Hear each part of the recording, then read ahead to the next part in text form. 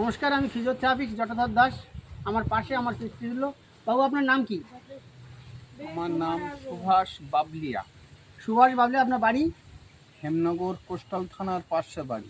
Hemnagar coastal থানার কাছে ওনার বাড়ি, চৌমাথা বাজারের কাছে।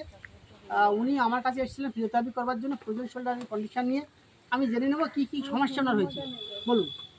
দেখুন, আমার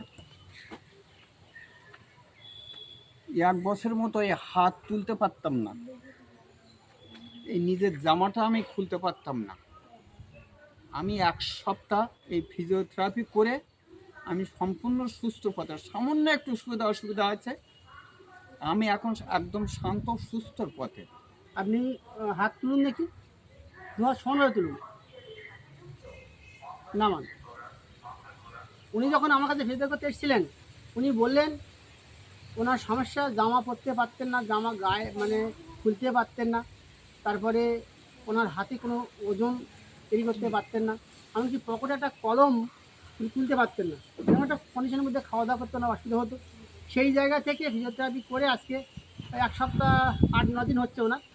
তো অনেকটা ডেভেলপ হয়েছে। আমি এখনও ওনাকে 8-10 দিন ফিজিওথেরাপি করবো, তারপর ওনাকে ছুটি দেবো। উনি ভালো হয়ে যাবেন, সুস্থ হয়ে যাবেন, এইটুকু আমি আশা রাখি। আমি ফিজিওথেরাপিস্ট জটাধর দাস।